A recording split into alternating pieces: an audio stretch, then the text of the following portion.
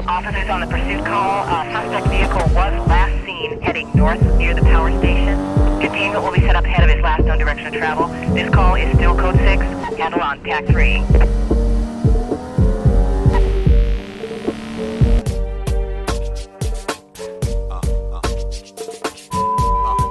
Welcome back. Another video. It's been a minute. Wanted to kind of do a little update, but I finally got something to record again, so here we are. Without further ado, S14, small update. Here, let's go through it. Crunchy transmission issue that I had said in the last video. Haven't tested it yet, but I just switched out the fluid. I was using the Redline MT80, and now I just switched back to OEM Nissan manual transmission fluid for the CDO9. So hopefully that will solve that. You can see my over fender is off. I am in the process of getting new ones, or making new ones. So I had the GT300 style that I did like, but I only liked it from like 6 out of 10 angles when looking at the car. That's enough for me to redo them. So in the process of taking those off, making new ones. These are the new ones in process. It's more of a street style. You can see the arch. I'm gonna use this to make a mold, just like I did that. I did the foam method with that, but I'm gonna use this to make a mold, and then I'll fiberglass that onto there, and I'll have a mold that I can infinitely reproduce just in case I crack one. This is just as wide as that one. It just has the street style, so it doesn't come straight back here. It curves back into the body line. So yeah. And lastly is the car is currently out of commission because we have finally gotten to the point where we need new tires. It's only on this side, and it is in relation to that camber. I have had the car aligned. I took it to Nissan. They did a 4-wheel alignment on it, and everything is straight in terms of it driving straight. But for some reason, they say that they couldn't get the camber on this one to come out. So if you see that camber on that side versus this side is kind of straight up and down. Yeah, not ideal. In my opinion, that's too much camber for me. But that's why this one wore out faster. And the basic math behind it is because I want to be different and go for the things in the way that I want to. I have 355 millimeter tires. These tires are not cheap. This set was $800, and that was just to get the set. Moving forward, I want to get tires that have a little bit more tread, because these come with a 6 out of 12, I think is what it is. Whereas the more expensive ones, like the Goodyear or the Michelin Pilot Sports, those come with 10s. So it's a little bit longer lasting, and they're made for all weather, whereas these are semi-slicks. So if I drive it in the winter or go over some water or something like that, it's wraps. Whereas the other ones, they're all season or summer, depending on which one I get. So the tires that I'm going to replace them with, they're $1,000 for the rear end.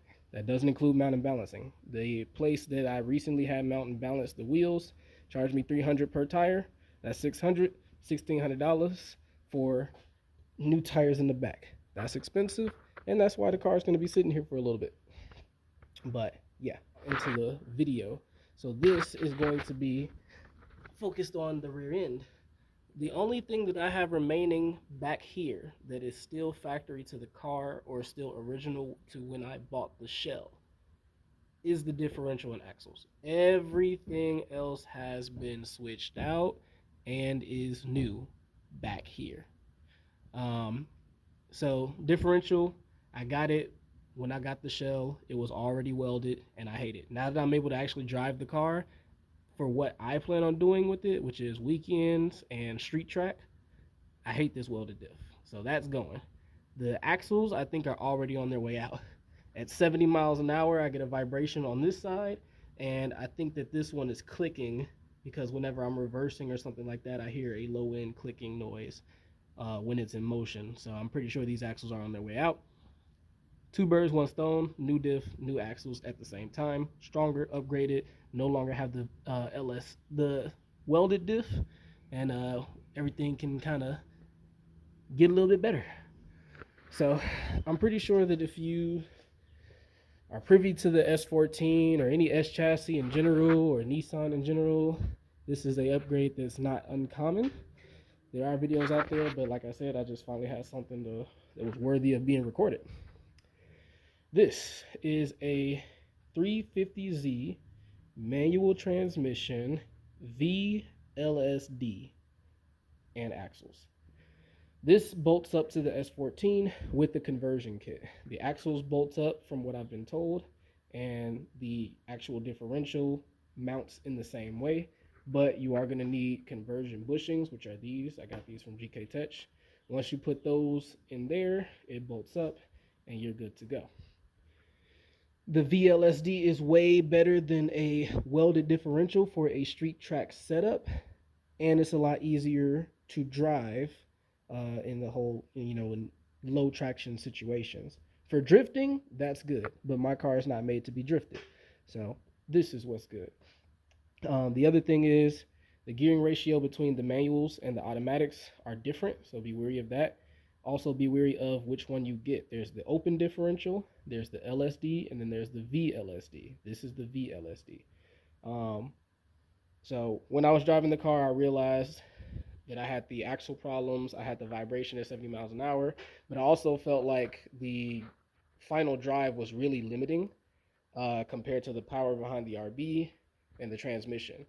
I'm in 6th gear at like 5,000 RPM and I'm only going like 80 miles an hour type thing. So wanted to get a lower gear ratio, here it is, so that it can kind of match with the transmission and the car can go faster based off of gearing. Acceleration, all that stuff would be a little more in line with the transmission because it's out of the same car. 350Z, 350Z. What else? This is also stronger. 350Z axles are stronger than S14. The only thing is you can't just swap them out because they have a different bolt pattern. So you would have to swap out the inner stubs if you wanted to just swap to the axles and not upgrade the differential. But I'm doing the whole shebang, so I pulled the whole shebang. What else? I think that's it. This differential might just be the final differential I put in the car. I wanted to do something that was more cost effective because seat time is becoming more and more important to me. I don't want to just switch to something that costs thousands of dollars and not know what I have a feel for when driving the car, if that makes sense. There's no need to go to the $1,300 CAS two-way or Nismo two-way differential if I've been driving a welded diff the entire time and I have no idea what a regular differential even feels like, and if that's something that even complements my driving style or something that I need. So this is where I'm starting with. If I need to switch out the internals for a two-way, then I will do that. But right now, I'm switching from welded to VLSD, seeing how that works, and going from there. This differential as is can take all the power that this car is going to throw at it because my end goal is 800. I know plenty of people that have 800 horsepower or more 350Zs that are still on stock differential, stock axles, and they're fine. As long as you're not beating the piss out of these, like clutch kicking and hard launches, you're good, and I don't plan on doing any of that with this car. So quick rundown of how to get this in. You need the GK Tech conversion bushings. They're like 50 bucks. This is the diagram. You got the two that's going to go in the front, and you got the one that's going to go in the back because the 350Z differential cover only uses the back one on this side, whereas the 240 has two. They do have a brace for it that you can buy separately if you want to brace it on that end as well. It's up to you. It's optional. But once you do that, press these out, put the ones in, press the other one out of the subframe and put that one in. The differential axle should bolt in, and the diff should bolt in after that. This flange will not fit your current drive shaft.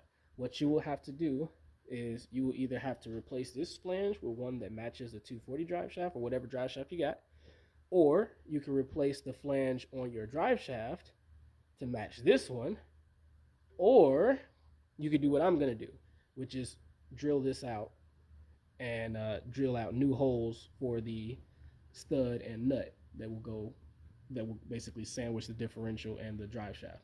Why is that an option? Because just like the 240, there is a circle inside of this flange that the drive shaft will self-center on.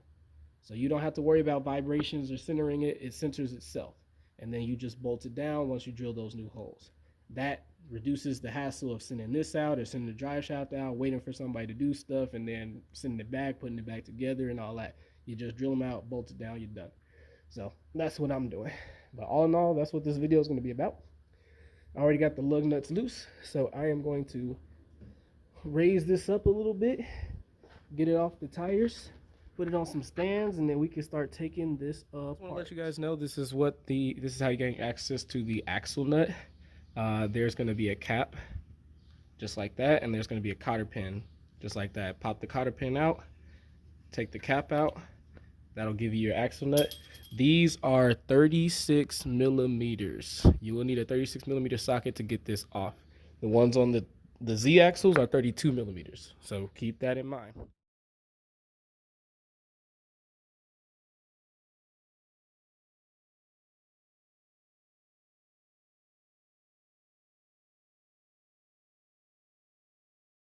All right, once you got that done, everything else is going to be in this area. So you got 2 bolts on the back of the differential here.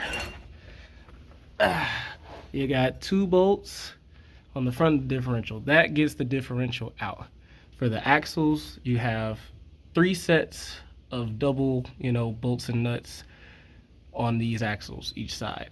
So that's how you get those out. And then of course you got the drive shaft that you'll have to drop down since it's connected to the differential. So the order that I'm gonna do it, I'm gonna drop the drive shaft, and then after I drop the drive shaft is when I'm gonna try to take the axles out. And then after I take the axles out, that's when I'll undo all 4 bolts to get the differential out.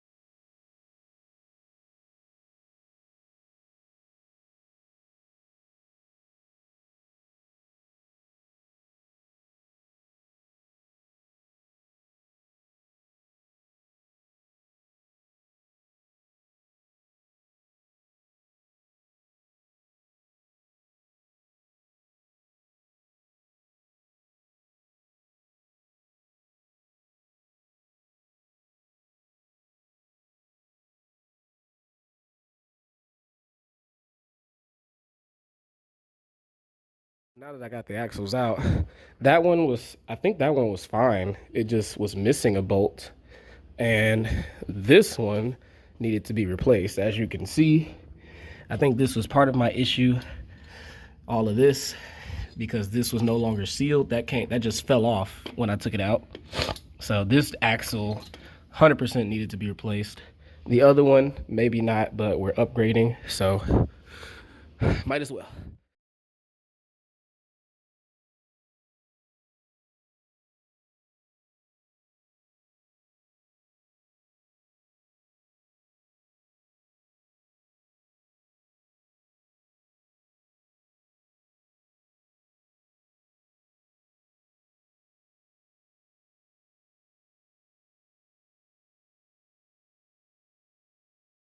For the 350Z differential, it only uses this side instead of these 2.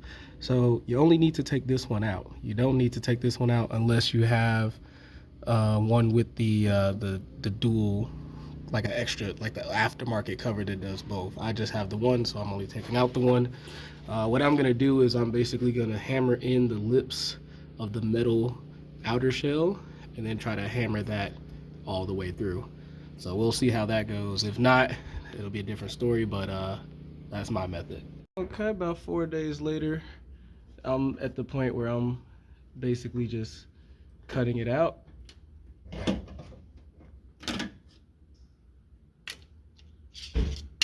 That was just the inner piece, like this, but we gotta get the outer piece.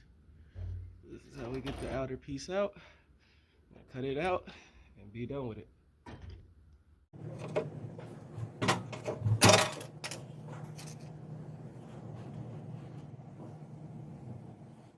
Okay, so this is how I'm planning on pressing it in.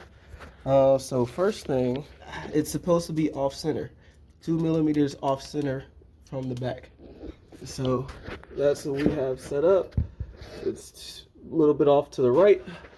And then I have the bushing in the back, 2 washers and a bolt. Bushing in the front, 2 washers and a bolt. And I'm just gonna tighten it, and that should press it in. Editing Jalil here, that did not work. Let me show you what actually worked on getting that bushing in.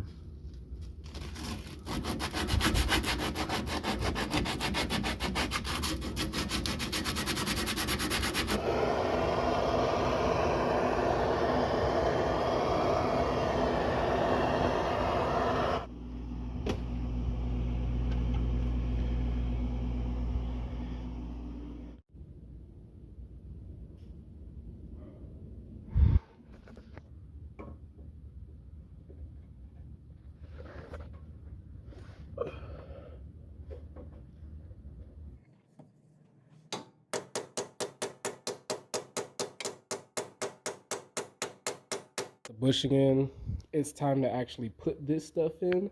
So the first thing I'm gonna do is do the axles, because they say that it's gonna be way harder to do it all at once. So I'm gonna unbolt the axles, pop them in, and do it, and then do the differential and try to bolt the axles back up. Now, each side is different lengths, so keep that in mind. Don't try to put this one on the passenger side. Don't try to put the driver's side on the passenger side, or you get what I'm talking about. So first thing is I'm gonna unbolt these and go from there. I'll just do another montage, but these are pretty straightforward, just like the other ones.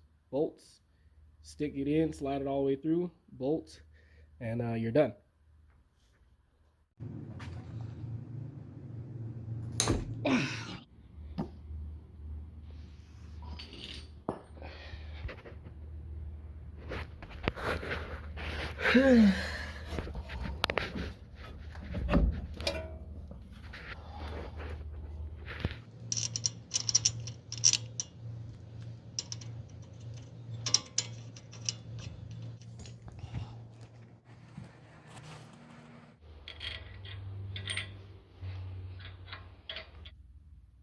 $36 fits in there.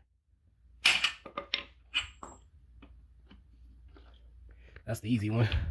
This one, not so much. All right, so new differential, ready to go in with the axles. Make sure you torque the axle nuts down. These are the 2 front bushings, or the 2 front studs. This is the GK Touch bushing. These will go bottom in, like so. And I got this set up so you can see. So this is how they come off.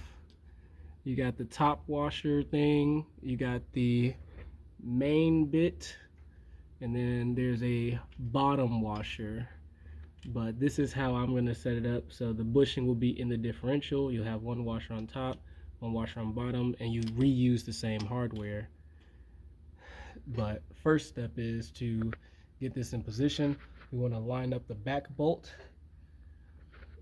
That's the nut for it. I'm going to line up the back bolt first and then get the front ones in. So it'll be a little bit of finessing, but just wanted to show you how this all comes into fruition, because it's going to be hard to record each step like I did for everything else.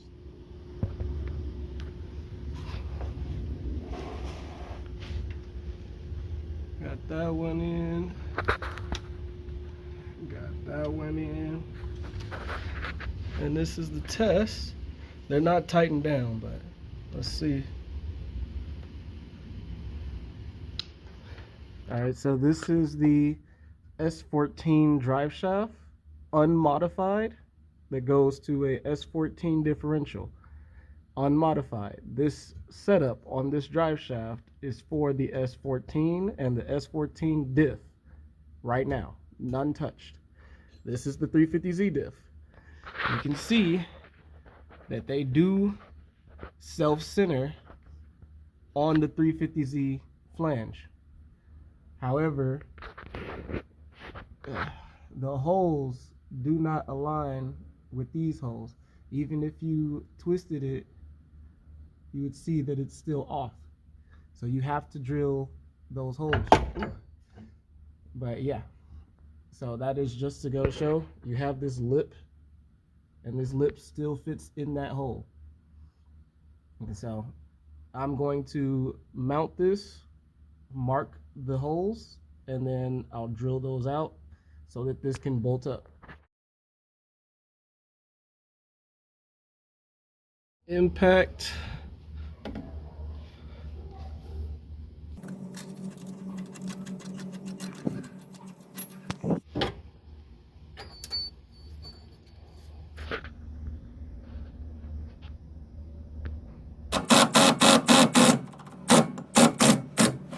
All right, so this is kind of why I make these videos in the way that I do, because of, I'm not going to say misinformation or anything like that, just to be way more transparent than the average person seems to be being. So when it comes to this flange and drilling them out, as you can see, it is possible to drill new holes and make this work. And I showed that I was drilling it in the previous clips. However, what they don't tell you is how difficult or how much of a hassle it is. So I managed to drill one hole, right? You saw me drill that hole. Well, that's the magic of editing. That one hole took 3 days and 3 drill bits in order to get fully through. What I have learned is that if you have a OEM Nissan flange, this metal is extremely hard. Now, when I was watching other videos of people drilling these out, basically everybody kind of does this thing where they say that it can be drilled out and then they jump cut to it already being drilled out. I think there was one person that showed him drilling it and then jump cut it to it being drilled out, and then there was another person who even said that the metal is not that hard. What I've learned, like I said, is that the OEM differential flange metal from Nissan is extremely hard, but the aftermarket differential flange metal is not hard in comparison. So I'm thinking that either they're using those flanges or they're referring to those flanges, or they're doing what I did, because you clearly saw me attempting to drill it out. Like I said, 3 days, 3 drill bits per hole. Once I got the first one done, I knew that I wasn't about to spend 12 days drilling 4 holes. So I took out the flange, the differential, and I took this to a drive shaft shop and had them drill the other holes out. They have the drill press that you can pull down on, so they clamped it down and they drilled out the other holes. Even then, they said that it still took them about 4 hours to get that done. So I am letting you guys know that yes, it can be drilled out. But just for the ease of your sanity, if you have a OEM one, just take the flange, take the differential to a shop, have them drill the holes out. It'll save you a lot of headache. It'll save you a lot of time. That is my recommendation. But the reason why you want to go ahead and have this drilled is, or at least this is why I did it.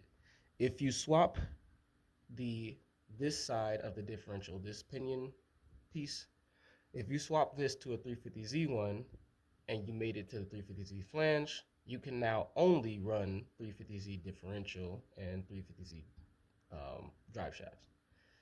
So I think about worst case scenario. If I'm in a pinch and my drive shaft spontaneously eviscerates, I am now able to run 350Z drive shaft and S14 drive shafts. So if I'm in a pinch and somebody just so happens to have one, I can use it. But if I'm in a pinch and I've swapped this out, I'm limited to 350Z only.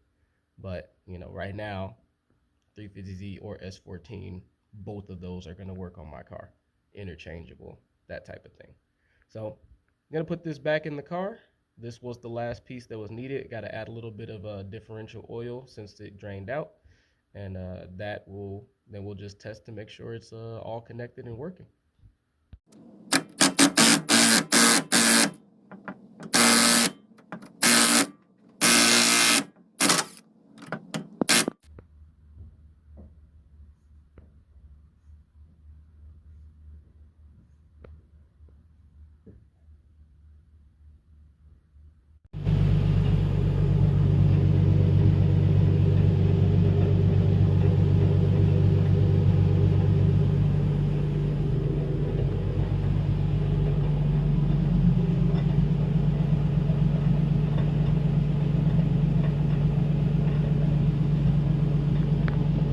wish I could post or put in a driving clip, but I'm having some other issues with the car that's affecting drivability. It's currently in the works. This is one of them. It was wheel to new over fender clearance. I think I mentioned in the beginning of the video that I was making a different style of over fenders, so messed this side up. It was digging into the wheel, and so got to redo that. But this side came out pretty nice. But in regards to the differential, it does work. It is, nothing fell off. I did drive it at speed, and the LSD feels a lot better than the welded diff for daily driving, which is not surprising at all. I'm actually able to drive the car easier since both wheels aren't locking up and everything. It still does chirp the tires if I give it too much gas, so it's kind of like a little bit of, I want to say the best of both worlds, but I know realistically it's not. So there's that. But definitely an improvement in terms of just overall driving performance. Once I get the body work and stuff taken care of, that's when I'll get it on the highway and see if it really has improved my top speed and stuff like that, longer gears and all that stuff. Not really from the transmission, but since the final drive is longer, see if that stretches everything out. But it's probably gonna be a little minute before I do that, just like it's been a minute for me to do this video. I mean, I think from the moment I started it to the moment now, it's already been like maybe a month or two, just because I've been doing that along with this and some other stuff on the car. As you can see, this is a new wing, so stuff like that has been going on. But I didn't want to keep this in the bucket too much longer, so I'm gonna just end this here. But definitely feels better, feels smoother, feels like it's more capable of driving daily. Feels like it has a lot more traction now, easier to do takeoffs from a stop without having to play the game of stalling the car versus doing a burnout. So stuff like that I'm all for, and it's gonna be better in terms of turning. I did notice that it got rid of the clicking noise that I was hearing on this side, which is a symptom for a bad axle. I don't know if it got rid of the vibration on that side because I haven't driven it up to speed yet due to the rubbing on that side, but the clicking noise on this side is gone. So I know for a fact I fixed that axle, possibly fixed the issue on the other side. We'll find out in a little bit later of a date, but yeah, like, comment, subscribe, follow the build, and then until next time.